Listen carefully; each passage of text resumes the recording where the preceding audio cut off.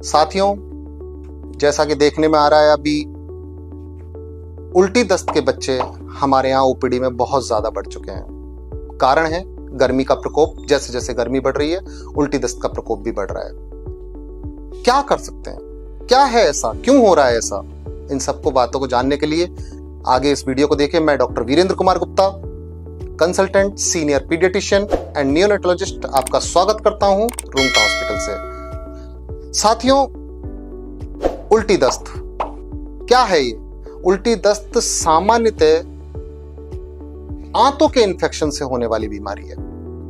इसको गैस्ट्रोएंटेरिटिस कहा जाता है मेडिकल भाषा में, जिसमें कि आंतों में इन्फेक्शन होता है और बच्चे के मुंह से या लैट्रिन के रास्ते से वो इन्फेक्शन के कारण उल्टी दस्त स्टार्ट हो जाते हैं।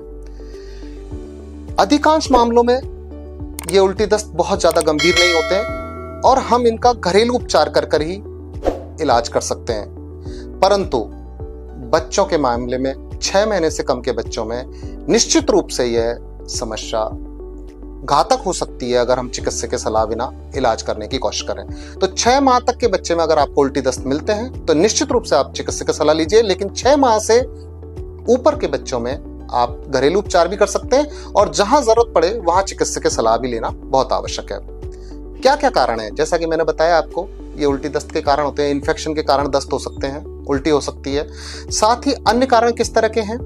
हम अगर न्यूबॉर्न की तरफ जाएं, 6 माह तक के बच्चों की तरफ जाएं, तो जो बच्चे होते हैं दूध पिलाने के कारण बच्चों में एकदम से हवा जाती है, उसकी वजह से भी सामान्यतः उल्टी हो सकती है। उसमें बहुत ज्यादा दिक्कत नहीं होती। बच्चे को दूध पिलाने के बाद कभी कभी दही जैसा दूध भी निकल जाता है, तो वो नॉर्मल होता है।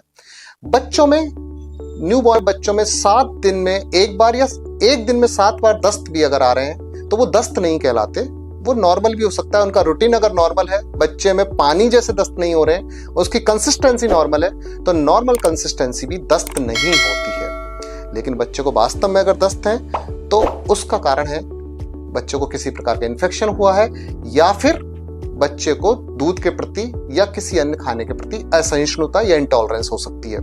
इसी प्रकार से बड़े बच्चों में उल्टी दस्त के बहुत सारे कारण हो सकते हैं, जिसमें इन्फेक्शन के अलावा निमोनिया के अलावा किसी भी तरह के कान में, आंख में, इवन मेनिंजाइटिस।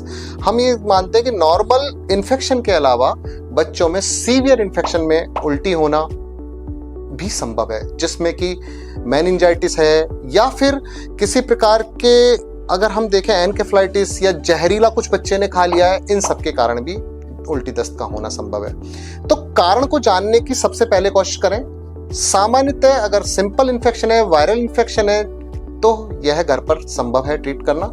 लेकिन ये उल्टी दस्त से जो सबसे बड़ा कारण है बच्चों में परेशानी का, वो है डिहाइड्रेशन, पानी की कमी।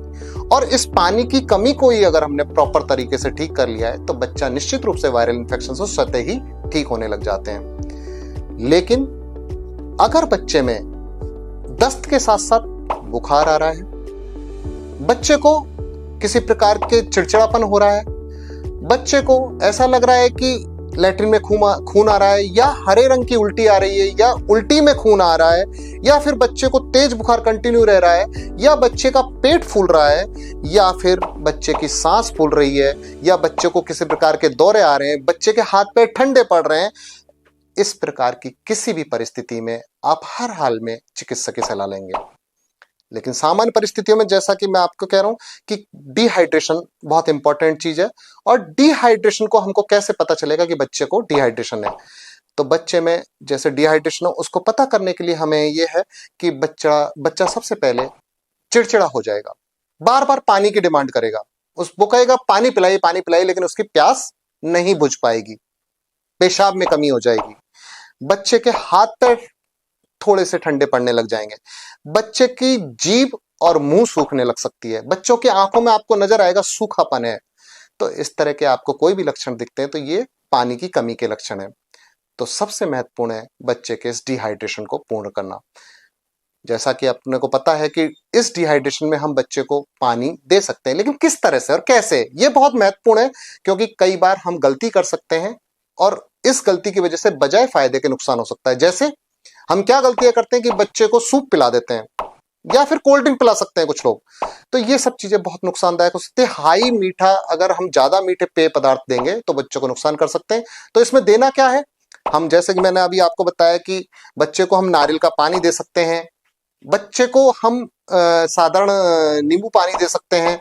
बच्चे को अगर हम इसमें बहुत महत्वपूर्ण है कि बच्चा कितनी उम्र का है।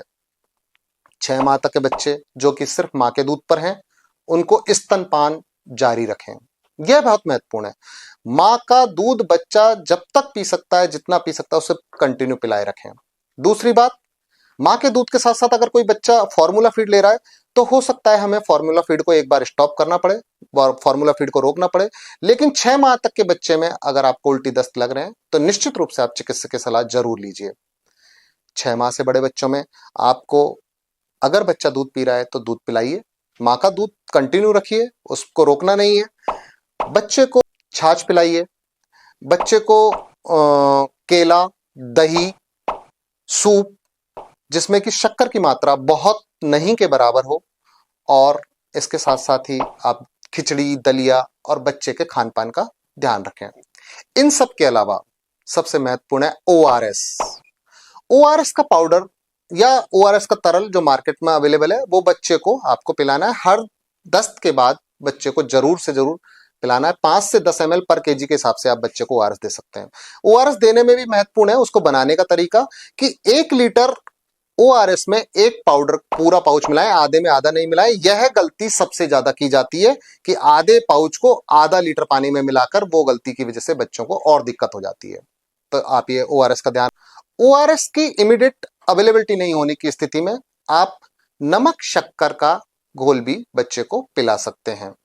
ठीक है, आप इन चीजों से ट्रीट कर रहे हैं, ध्यान रखें कि बच्चे को किसी भी कंडीशन में, जो भी सीरियस कंडीशन में बच्चों को जो घातक लक्षण है वो दिखने पर, जैसे कि तेज बुखार लगातार रह रहा है, उल्टियां लगातार रह रही है, जैसा कि मैं पहले बता चुका हूं, बच्चे का चिड़चिड़ापन लगातार है, या बच्चे को दौरे आ रहे हैं, या बच्चे को किसी प्रकार का पेट फूल रहा है, या बच्चे के लैट्रिन में या उल्टी में खून आ रहा है, तो चिकित्सक की सलाह लें। और उसके लिए आप रूंगटा हॉस्पिटल में पूरी टीम है, यहाँ पर 24 घंटे में किसी भी समय आप आ सकते हैं और बच्चे का इलाज ले सकते हैं। धन्यवाद।